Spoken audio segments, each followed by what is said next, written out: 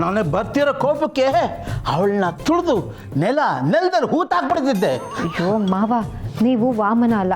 ಅವಳನ್ನ ತುಳಿದ ತಕ್ಷಣ ಅವಳು ಭೂಮಿ ಒಳಗಡೆ ಹೋಗ್ಬಿಡೋದಕ್ಕೆ. ಹೌದಮ್ಮ, ನಾನು ವಾಮನೂ ಅಲ್ಲ, ಅವಳು ಬಲಿ ಚಕ್ರವರ್ತಿನೂ ಅಲ್ಲ. ಆದರೆ ಈ ಸಿಟಿಲಿ ಒಳ್ಳೆ ಡಾನ್ ಥರ ಮೆರೆಸಿದ್ದಾಳಲ್ಲ, ಅಯ್ಯೋ ಅವಳನ್ನ ಹಾಗೆ ಬಿಟ್ಟು ಬಂದಲ್ಲ ಅಂತ ನನಗೆ ತುಂಬ ನೋವಾಗ್ತಿದೆ. ಕಟ ನನಗೆ ಬಂದಿರೋ ಕೋಪಕ್ಕೆ BP 180ಕ್ಕೆ ಹೋಗ್ತಿದೆ. ನನ್ನ ಬರ್ತಿರೋ ಆವೇಶಕ್ಕೆ ಶುಗರ್ 300 ದಾಟ್ತಿದೆ. ಏನಮ್ಮ ನೀನು ನನ್ನ ಕೋಪ ಮಾಡ್ಕೊಳ್ಳೋಕ್ಕೂ ಬಿಡ್ತಾ ಇಲ್ವಲ್ಲ? ಮಾವ, ನನಗೂ ಅಲ್ಲಿ ಕೋಪ ಬಂತು. ಆದರೆ ಏನು ಮಾಡೋಕ್ಕಾಗತ್ತೆ? ಹೀಗೆ ಏನು ಮಾಡೋಕ್ಕಾಗತ್ತೆ ಅಂತಾರೆ ಹೇಳಿನೇ ಇಂಥವರು ಸಮಾಜದಲ್ಲಿ ಜಾಸ್ತಿ ಆಗಿದ್ದಾರೆ. ನೋಡಮ್ಮ, ಕೈ ಕಟ್ಟಿ ಕೂತ್ಕೊಂಡ್ರೆ ಮರಳಿನ ಮನೆಯೂ ಕಟ್ಟಕ್ಕಾಗಲ್ಲ. ಅದೇ ಕೈ ಮಾಡಿದು ನಿಂತರೆ ಇಡೀ ಸಾಮ್ರಾಜ್ಯನೇ ಆಳಬಹುದು. ಇದನ್ನು ಎಲ್ಲವೂ ಕೇಳ್ದಂಗಿದೆಯಲ್ಲ. ಇಲ್ಲೇ ಈಗಲೇ ಕೇಳ್ತಿದ್ಯಲ್ಲಮ್ಮ. ಆದರೂ ಆ ಹುಡುಗಿ ಆವಾಜ್ ಹಾಕಿದ್ದು ನನಗೆ ತಡ್ಕೊಳಕ್ಕಾಗ್ತಾ ಇಲ್ಲ. ಅಯ್ಯೋ ಮಾವ, ಹೋಗಲಿ ಬಿಡಿ. ನಿಮ್ಮ ಸಮಾಧಾನಕ್ಕೆ ಪೊಲೀಸ್ ಕಂಪ್ಲೇಂಟ್ ಕೊಡೋಣ. ಪೊಲೀಸ್ ಬಂದು ಎಚ್ಚರಿಕೆ ಕೊಟ್ಟರೆ ಈ ರೌಡಿಸಮ್ಮು, ದಾದಾಗಿರಿ ಎಲ್ಲ ಕಡಿಮೆ ಆಗುತ್ತೆ. ಅಯ್ಯೋ, ಕಂಪ್ಲೇಂಟ್ ಕೊಡೋಕ್ಕೆ ಅವಳ ಹೆಸರು, ಮನೆ ನಂಬರು, ಫೋನ್ ನಂಬರು ಏನು ಗೊತ್ತಿಲ್ವಲ್ಲಮ್ಮ. ಅಟ್ಲೀಸ್ಟ್ ಅವಳ ಫೋಟೋನಾದರೂ ಇದ್ದಿದ್ರೆ ಚೆನ್ನಾಗಿರ್ತಿತ್ತು. ಹೌದು ಮಾವ.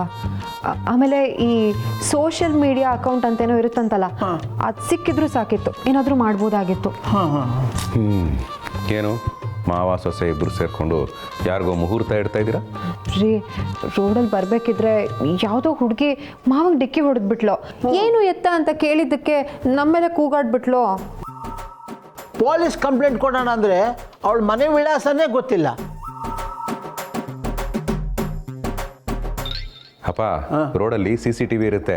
ಕಾಶಿ ಅವ್ರಿಗೆ ಹೇಳೋಣ, CCTV ಫುಟೇಜ್ ತೆಗಿಸ್ತಾರೆ, ಆ ಹುಡುಗಿ ಸಿಕ್ಕಾಕೊಳ್ತಾಳೆ. ನೀನೇನು ಚಿಂತೆ ಮಾಡಬೇಡ. ಶೋರೆ ಅಕ್ಕ, ಶೋರೆ ಅವರೇ ಬಂದ್ರಲ್ಲ. ಓಹೋ, ನೆನೆದವರು ಮನದಲ್ಲಿ. ಅಕ್ಕ, ಕಾಶಿ ಅವರೇ, ಏನು ಡೈರೆಕ್ಟಾಗಿ ಒಳಗೆ ಬರೋದು ಬಿಟ್ಟು ಒಳ್ಳೆ ಡೆಲಿವರಿ ಬಾಯ್ ಥರ ಶಿವರೇ ಅಂತ ಇದ್ದೀರಾ? ಆ್ಯಕ್ಚುಲಿ ನಾವು ಡೆಲಿವರಿ ಮಾಡಿಸೋಕ್ಕೆ ಬಂದದ್ದು. ಡೆಲಿವರಿನಾ? ಏನೇ ವಿಷಯ? ರೀ, ಕರೆಕ್ಟಾಗಿ ಮಾತಾಡೋಕ್ಕೆ ಬರಲ್ವಾ? ಏನಿಲ್ಲ ಅಕ್ಕ, ನಾವು ವಸ್ತು ಡೆಲಿವರಿ ಮಾಡೋಕ್ಕೆ ಬರಲಿಲ್ಲ, ವ್ಯಕ್ತಿ ಡೆಲಿವರಿ ಮಾಡೋಕ್ಕೆ ಬಂದ್ವಿ ಅಂತ ಹೇಳ್ತಾ ಇದ್ದಾರೆ ಅಷ್ಟೇ, ಅಲ್ವೇನ್ರಿ? ಹೌದು. ವ್ಯಕ್ತಿನಾ? ಯಾರು?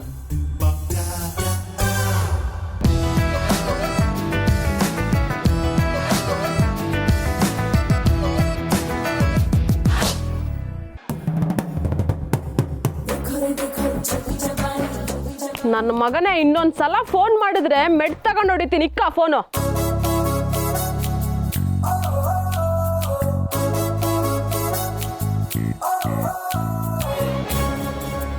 ಇವಳು ನಮ್ಮ ಜೊತೆ ಜಗಳ ಮಾಡಿದವಳಲ್ವಾ?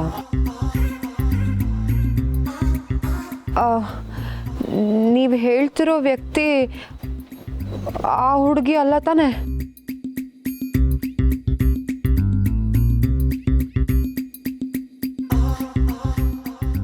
ಅದು ಅವಳೆ ಗಿರ್ಜಮ್ಮ.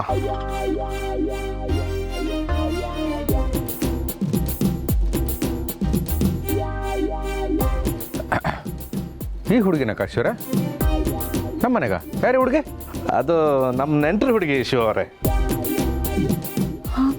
ಕಾಶಿ ಅವರೇ, ಆ ಹುಡುಗಿ ನಿಮ್ಗೆ ನೆಂಟ್ರಾಗಬೇಕಾ? ಹೌದು.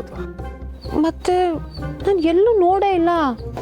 ಅದು ತುಂಬ ವರ್ಷ ಬಾಂಬೆಯಲ್ಲಿ ಇದ್ದಿದ್ದಾಳೆ, ಈಗ ರೀಸೆಂಟಾಗಿ ಬಂದಿದ್ದಾಳೆ.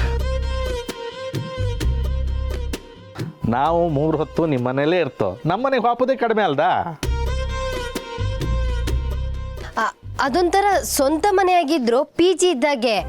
ಅವಳೊಬ್ಳೆ ಅಲ್ಲಿದ್ದರೆ ಅವಳಿಗೂ ಬೇಜಾರಾಗುತ್ತೆ, ಅದಕ್ಕೆ ಸ್ವಲ್ಪ ದಿನ ನಿಮ್ಮನೇಲೇ ಇರಿಸ್ಕೋಬಹುದಾ? ನಮ್ಮನೆಲ್ಲ ಎಷ್ಟು ದಿನ ಇಟ್ಕೋಬೇಕು? ಜಸ್ಟ್ 9 ತಿಂಗಳು ಅಷ್ಟೇ.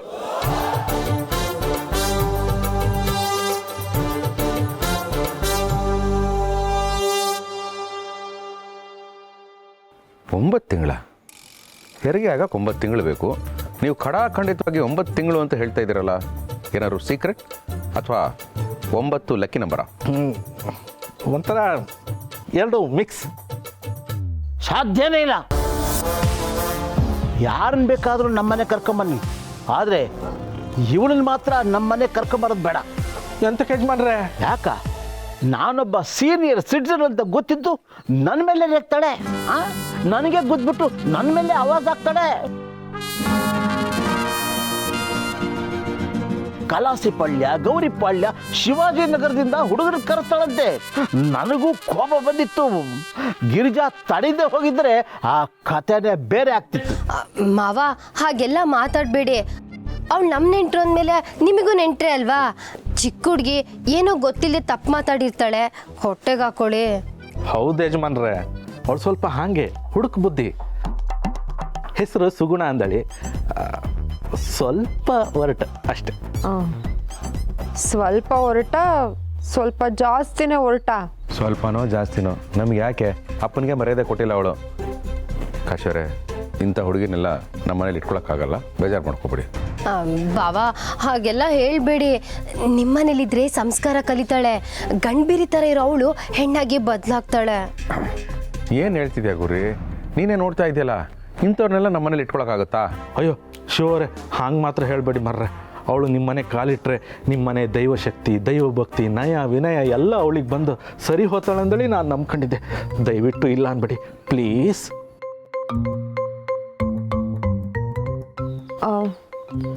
ರೀ, ಹ್ಞೂ ಅನ್ನದ ಹ್ಞೂ ಅನ್ನದ ಯಜಮಾನ್ರೆ ಒಪ್ಕಂತ್ರಿ ಅಲ್ದ? ಆಗಲ್ಲ ಆಗಲ್ಲ ಆಗಲ್ಲ. ನಾನೊಬ್ಬ ಸೀನಿಯರ್ ಸಿಟಿಜನ್ ಅಂತ ಗೊತ್ತಿದ್ರು ನನ್ನ ಮೇಲೆ ಆವಾಜ್ ಆಗ್ತಾಳೆ. ಅಂಥವ್ರನ್ನ ಹೇಗೆ ಮನೇಲಿ ಇಟ್ಕೊಳ್ಳೋದು ಗೌರಿ? ನೀವು ಹೇಳೋದು ನನಗೆ ಅರ್ಥ ಆಯ್ತು ಮರ್ರೆ. ಆದ್ರೆ ಎಂತ ಮಾಡೋದು? ಮದರ್ ಬೋರ್ಡಲ್ಲೇ ಪ್ರಾಬ್ಲಮ್ ಇಪ್ಪತ್ತಿಗೆ ಸಿಸ್ಟಮ್ ಹ್ಯಾಂಗೆ ವರ್ಕ್ ಆಗ್ತು? ಹಾಗಂತ ನಾವು ಇವಳ ಮಾತು ಕೇಳ್ಕೊಂಡಿರ್ಬೇಕಾ? ನಾವಂತೂ ಯಾರ ಸುದ್ದಿಗೂ ಹೋಗಲ್ಲ. ಅಂಥದ್ರಲ್ಲಿ ನನ್ನ ಮೇಲೆ ರೌಡಿಸಮ್ ಮಾಡ್ತಾಳೆ. ಅಕ್ಕ ಬಾವಾ ನನ್ನ ಮಾತು ಕೇಳಿ. ನೀವು ಗಿಳಿ ಕತೆ ಕೇಳಿಲ್ವಾ? 2 ಗಿಳಿ ಇತ್ತಂತೆ. ಒಂದನ್ನ ಕಳ್ಳ ತಗೊಂಡೋದ, ಇನ್ನೊಂದನ್ನ ಮೇಷ್ಟ್ರು ತಗೊಂಡೋದ್ರಂತೆ. ಕಳ್ಳ ತಗೊಂಡೋಗಿದ್ ಗಿಣಿ ಕಳ್ಳನ ಥರನೇ ಮಾತಾಡ್ತಿತ್ತಂತೆ. ಆದರೆ ಮೇಷ್ಟ್ರು ತಗೊಂಡೋಗಿದ್ ಗಿಳಿ ಮೇಷ್ಟ್ರು ಥರ ಸಂಸ್ಕಾರದಲ್ಲಿ ಮಾತಾಡ್ತಿತ್ತಂತೆ. ಈ ಕತೆ ಅಂದ್ರೆ ನೀನು ಏನು ಹೇಳಬೇಕು ಅಂತ ಹೊರಟಿದ್ಯಾ? ಸುಗುಣ ನಮ್ಮ ಮನೆಯವರಿಗೆ ತುಂಬ ಬೇಕಾಗಿರೋ ರಿಲೇಟಿವ್. ಆದರೆ ಅವ್ರ ಮನೇಲಿ ಸಂಸ್ಕಾರನೇ ಕಲಿಸಿಲ್ಲ. ಅದಕ್ಕೆ ಅವಳನ್ನ ನಿಮ್ಮ ಮನೇಲಿ ಇಟ್ಕೊಂಡ್ರೆ, ಅಲ್ಲಲ್ಲ, ಅವಳನ್ನ ಸ್ವಲ್ಪ ದಿನ ನಿಮ್ಮ ಮನೇಲಿ ಇರಿಸ್ಕೊಂಡ್ರೆ ನಿಮ್ಮ ಒಳ್ಳೆತನದ ಗಾಳಿ ಅವಳಿಗೂ ಬೀಸಿ ಅವಳು ಒಳ್ಳೆ ಸಂಸ್ಕಾರ ಕಲಿತಾಳೆಂದಳಿ ನಮ್ಮ ಆಸೆ. ಆಸೆ ಪಟ್ಟರೆ ಆಗ್ಬಿಡುತ್ತಾ? ನಮ್ಮನೇಲೂ 2 ಮಕ್ಕಳಿದ್ದಾರೆ. ನಮ್ಮ ಸ್ಕಂದ ಪ್ರಣಿ ಇವಳನ್ನ ನೋಡಿ ಇವಳ ಮಾತು ನಡೆ ನುಡಿ ಎಲ್ಲ ಕಲಿತು ನಾವು ಕಲಿಸಿರೋ ಸಂಸ್ಕಾರನೇ ಮರ್ತು ಹೋಗ್ಬಿಟ್ರೆ ಆಗೇನು ಮಾಡ್ತೀವೋ ದಡ್ಡ? ಸಾಧ್ಯನೇ ಇಲ್ಲ. ಬೇಕಿದ್ರೆ ಬಾಂಡ್ ಪೇಪರಲ್ಲಿ ಬರ್ಕೊಡ್ತೀನಿ. ಬಾವಾ ನೀವಂದ್ರೆ ಏನು? ಇಡೀ ಏರಿಯಾದಲ್ಲಿ ಹನುಮಾನ್ ಗುಡಿ ಬಿಟ್ರೆ ನೆಕ್ಸ್ಟ್ ನಮಸ್ಕಾರ ಮಾಡೋದೇ ಈ ಶಿವಕೃಪಗೆ. ಕಾರ ಅಂದ್ರೆ ಗೋಲ್ಗಪ್ಪ, ಸಂಸ್ಕಾರ ಅಂದ್ರೆ ಶಿವಕೃಪ ಅಂದಳಿ ಜನ ಹೇಳ್ತಾರೆ. ನೀನು ಇಷ್ಟೊಂದು ಹೇಳ್ತಾ ಇದೆಯಾ ಗಿರಿ? ಎಷ್ಟು ದಿನ ಬೇಕೋ ಅಷ್ಟು ದಿನ ಇರಲಿ. ಹೋಮ್ ಮಿನಿಸ್ಟ್ರೇ ಓಕೆ ಅಂತ ಹೇಳಾಯ್ತಲ್ಲ? ನನಗೂ ಓಕೆ. ಅಯ್ಯಬ್ಬ, ಬಾಡಿಗೆ ತಾಯಿ ಅಪ್ಪಕ್ಕೆ ಕರ್ಕೊಬಂದಿಪ್ಪು ವಿಷಯನೇ ಹೇಳಿದೆ, ಹ್ಯಾಂಗೂ ಮ್ಯಾನೇಜ್ ಮಾಡಿಬಿಟ್ಟೆ. ಸದ್ಯ ಸುಗುಣ ಈ ಮನೇಲಿರೋದಕ್ಕೆ ಇವರು ಒಪ್ಕೊಂಡ್ರು. ಇನ್ನೋರಮ್ಮ ಬಂದು ಅವಳನ್ನ ಒಪ್ಸಿದ್ರೆ ನಾವು ಅಂದ್ಕೊಂಡಂಗೆ ಎಲ್ಲ ಆಗುತ್ತೆ. ಸೊ ನಿಮಗೆಲ್ಲ ಗೊತ್ತಿದ್ದಂಗೆ ಇವಳ ಹೆಸರು ಸುಗುಣ. ಅಪ್ಪಟ ಅಪರಂಜಿ ಗುಣ.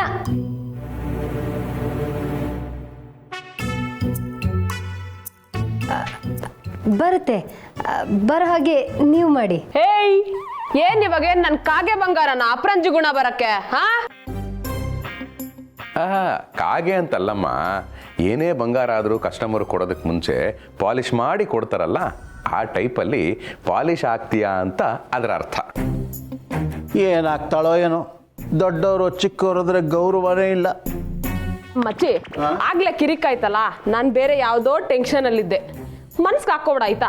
ಏನೋ ಇದು, ಎಲ್ಲರೂ ನನ್ನ ಯಜಮಾನ್ರೆ ತಾತ ಅಪ್ಪಾಜಿ ಅಂತಾರೆ, ಇವಳು ಅದನ್ನೆಲ್ಲ ಕೊಚ್ಚಿ ಮಚ್ಚಿ ಅಂತಾಳಲ್ಲೋ. ಮಗ ಸರಿ ಸರಿ ತಾತ, ಈಗ ಮಗ ಮಚ್ಚಿ ಅನ್ನೋದೆಲ್ಲ ಟ್ರೆಂಡು. ಮಚ್ಚಿ ಅನ್ನೋದು ಟ್ರೆಂಡಾ? ಅದೇನು ಟ್ರೆಂಡೋ ಏನೋ. ಮಾವಯ್ಯ, ಅವಳು ಬಾಂಬೆಲಿದ್ಲಲ್ಲ, ಅದಕ್ಕೆ ಸ್ವಲ್ಪ ಭಾಷೆನೂ ಹಾಗೆ. ಆ್ಯಕ್ಚುಲಿ ನಾನು ಬಾಂಬೆಗೆ ಹೋಗಿ ಒಂದು ಮಾಡ್ತಾ ಇರ್ತೀನಿ. ಅಲ್ಲಿರೋರು ಭಾಯ್ ಅಂತ ಕರೀತಾರೆ, ಭಯ್ಯ ಅಂತ ಕರೀತಾರೆ. ಅಲ್ಲಿರೋ ಮಂಗಳೂರಿನವರು ಅನ್ನ ಅಂತ ಕರೀತಾರೆ. ಆದರೆ ಮಚ್ಚಿ I think it is local. ಇವಾಗೇನ್ರೋ ನಿಮ್ಮ ಹೆಸರುಗಳನ್ನೆಲ್ಲ ವೋಟರ್ ಐ ಡಿ ಪ್ರಕಾರನೇ ಕರಿಬೇಕಾ? ನೋಡು ಮಚ್ಚಿ, ಲೈಫಲ್ಲಿ ಇಂಪಾರ್ಟೆಂಟ್ ಅಂದ್ರೆ ಎಮೋಷನ್. ಅದ್ ಲಿಂಕ್ ಆದ್ರೆ ಹೆಸರೇ ಬೇಕಾಗಲ್ಲ. ಇವಾಗ ನಮ್ಮ ಅಪ್ಪ ಅಮ್ಮ ಒಂದ್ ಹೆಸರಿಟ್ಟಿರ್ತಾರೆ, ಆದ್ರೆ ಎಮೋಷನಲಿ ಕನೆಕ್ಟ್ ಆಗಿರೋ ಫ್ರೆಂಡ್ಸ್ ಬೇರೆನೇ ಕರೀತಾರೆ. ಅದ್ ನಮ್ಗೆ ಇಷ್ಟ ಆಗೋಗುತ್ತೆ. ಹಾಗೆ ನಾನ್ ಎಮೋಷನಲಿ ಯಾವ್ದಕ್ ಕನೆಕ್ಟ್ ಆಗಿರ್ತೀನೋ ಆ ಹೆಸರೇ ಬರೋದು. ನನಗ್ ಮಚ್ಚಿ ಅನ್ನೋದೇ ಸೂಟ್ ಆಗೋದು. ಕರೆಯೋದಕ್ಕೆ ನಿನಗೆ ಸೂಟ್ ಆಗ್ಬೋದಮ್ಮ, ಆದರೆ ಕರ್ಸ್ಕೊಳಕ್ಕೆ ನಮಗೂ ಇಷ್ಟ ಆಗಬೇಕಲ್ವಾ? ಇಡ್ಲಿ ಜೊತೆ ವಡೆ ಮಾಡ್ತಾರಲ್ವಾ, ಆ ವಡೆ ನೀವೇನಂತೀರಾ? ಉದ್ದಿನ ವಡೆ. ನಾನು ಅದನ್ನ ತೂತೊಡೆ ಅಂತೀನಿ. ಇನ್ ಕೆಲವೊಬ್ರು ಅದನ್ನ ತಿಥಿ ವಡೆ ಅಂತಾರೆ. ಬಟ್ ಯಾರು ಏನೇ ಕರೆದ್ರು ಪದಾರ್ಥ ಒಂದೇ ತಾನೆ. ಅಯ್ಯಯ್ಯೋ, ಒಳ್ಳೆ ಪಾಯಿಂಟ್. ನಾನು ಈ ಆ್ಯಂಗಲ್ ಅಲ್ಲಿ ಯೋಚನೆ ಮಾಡಿರಲಿಲ್ಲ. ಸುಗುಣ, ನೀವು ನನಗೆ ಇಷ್ಟ ಆದ್ಯಮ್ಮ. ಆದ್ರೆ ನನಗೆ ಯಾರು ಇಷ್ಟ ಆಗಲ್ಲ ಮಚ್ಚಿ.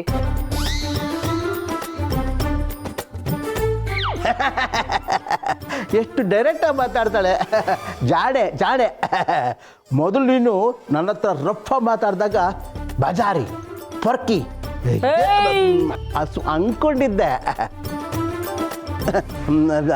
ಆದರೆ ನಿನ್ನ ತಲೆಯಲ್ಲಿ ಇಷ್ಟೊಂದು ಒಳ್ಳೆ ಆಲೋಚನೆ ಇದೆ ಅಂತ ನನಗೆ ಗೊತ್ತೇ ಇರಲಿಲ್ಲ.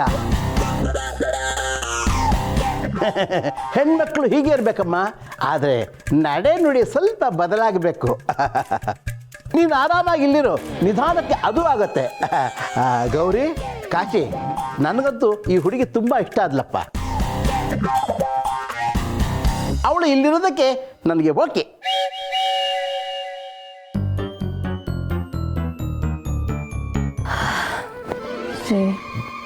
ಕೊನೆಗೂ ಗ್ರೀನ್ ಸಿಗ್ನಲ್ ಸಿಕ್ತು. ಬಾಡಿಗೆ ತಾಯಿ ವಿಷಯ ಮನೆಯವ್ರಿಗೂ ಇವಳಿಗೂ ಈಗಲೇ ಗೊತ್ತಾಗದ್ ಬೇಡ, ಆಮೇಲೆ ಹೇಳೋಣ.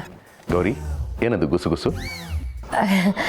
ಏನಿಲ್ಲ ಬಾವಾ, ಮಾವ ಒಪ್ಕೊಂಡ್ರಲ್ವಾ, ಅದ್ರ ಬಗ್ಗೆನೇ ಮಾತಾಡ್ತಾ ಇದ್ವಿ. ಸರಿ, ಹಾಗಿದ್ರೆ ಅಪ್ಪನೇ ಒಪ್ಕೊಂಡ್ರು ಅಂದಮೇಲೆ ನಮ್ದಿನ್ನೇನು ಅಭ್ಯಂತರ ಇಲ್ಲ.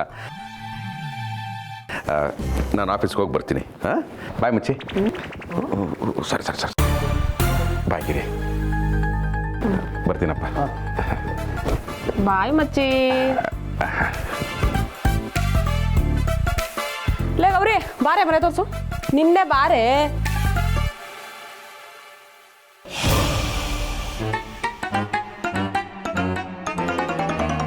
ಅದು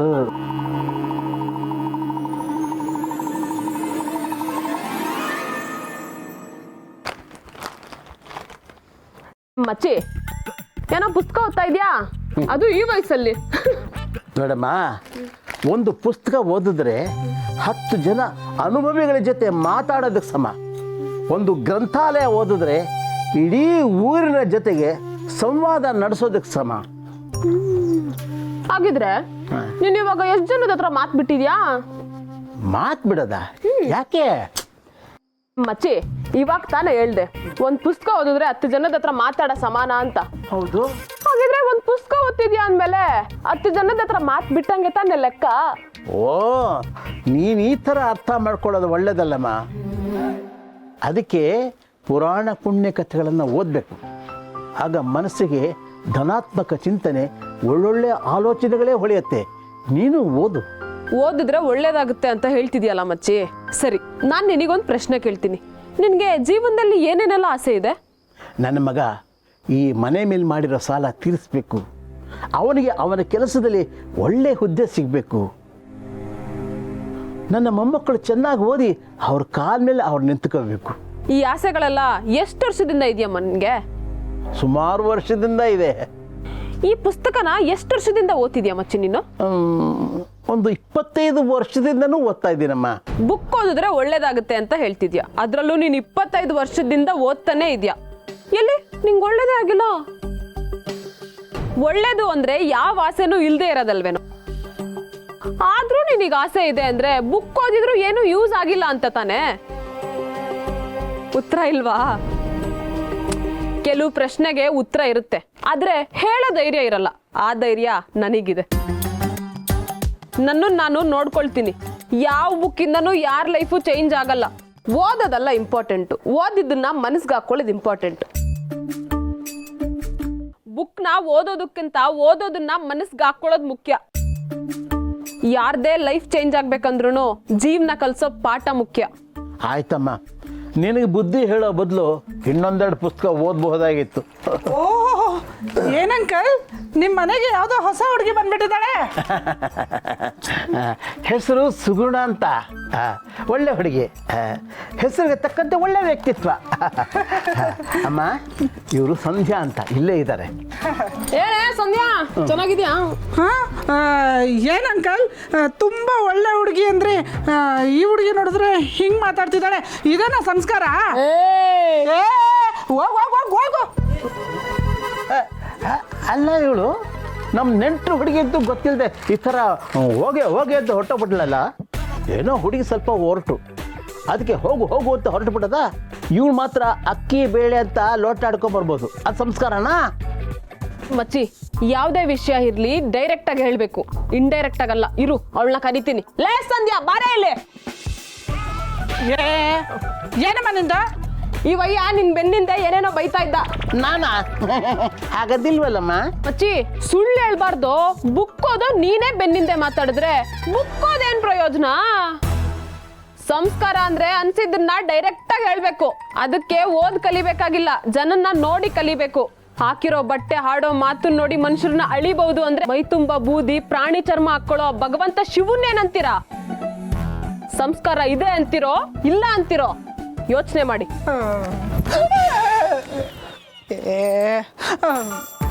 ಅಂಕಲ್, ಈ ಹುಡುಗಿ ಸ್ವಲ್ಪ ಲೂಸು ಅನ್ಸುತ್ತೆ. ಸ್ವಲ್ಪ ಅಲ್ಲಮ್ಮ, ಪೂರ್ತಿ. ಹೋಗ್ಲಿ ಬಿಡಿ ಅಂಕಲ್, ನೀವೇನು ಬೇಜಾರಾಗಬೇಡಿ. ಅವಳು ಹೇಳಿದ್ಲು ಅಂತ ನಾನು ಲೋಟ ಹಿಡ್ಕೊಂಡು ಬರಲ್ಲ ಅನ್ಕೋಬೇಡಿ. ನಿಮಗೆ ಬೇಜಾರಾಗುತ್ತಲ್ಲ ಅಂತ ಮತ್ತೆ ಲೋಟ ಹಿಡ್ಕೊಂಡು ಬರ್ತೀನಿ. ಲೋಟ ತಗೊಬರ್ತೀನಿ. ಕರ್ಮ ಏನ ಮಾಡಿದೆನೆಂದು ಈ ಗತಿ, ಎನಗೆ ಬಂದಿತ ಪಶುಪತಿ. ಹೋಗ್ಲಿ ಬಿಡ್ರಿ, ಇನ್ನೂ ಎಷ್ಟೊತ್ತು ಅಂತ ಅದೇ ವಿಷಯದ ಬಗ್ಗೆ ಯೋಚನೆ ಮಾಡ್ತಾ ಕೂತ್ಕೋತೀರಾ? ಯೋಚನೆ ಮಾಡಿದೆ ಇನ್ನೇನು ಮಾಡ್ಲಿಗ್ರಿ. ಆಫೀಸಲ್ಲಿ ಎಲ್ಲರ ಮುಂದೆ ಬೈದಾಗ ಗೊತ್ತಾ, ನನಗೆ ಎಷ್ಟು ಅವಮಾನ ಆಯಿತು. ಸ್ಕೂಲಲ್ಲಿ ನಮ್ಮ ಹೆಡ್ ಮಾಸ್ಟರ್ ಬೈತಾ ಇದ್ದೆಲ್ಲ ನೆನಪಾಗೋಯ್ತು ನನಗೆ. ಅಲ್ಲ, ತಪ್ಪೇ ಮಾಡಿದೆ, ಎಷ್ಟು ಸರಿ ಅಂತ ನಾನು ಕೂಡ ಬೈಸ್ಕೊಳ್ಳೆ ರೀ. ಅವ್ರು ದೊಡ್ಡವರು, ಮ್ಯಾನೇಜರು. ತಪ್ಪು ಸರಿನೋ ನಾವೇ ಅನುಸರಿಸ್ಕೊಂಡು ಹೋಗ್ಬೇಕಲ್ವಾ? ಸಮಾಧಾನ ಮಾಡ್ಕೊಳ್ಳಿ. ನಿನಗೇನು ಮಾಡಕ್ ಬೇರೆ ಕೆಲಸ ಇಲ್ವಾ? ಏನಕ್ಕೆ ಸಮಾಧಾನ ಮಾಡ್ತಿದ್ಯಾ ಅವನಿವಾಗ? ಗಂಡ ಬೇಜಾರಲ್ಲಿರುವಾಗ ಹೆಂಡತಿ ಸಮಾಧಾನ ಮಾಡ್ಬೇಕಲ್ವಮ್ಮ? ಗಂಡ್ ಮಕ್ಳ ಹತ್ರ ಸಮಾಧಾನ ಮಾಡಬಾರ್ದು ಮಚ್ಚಿ.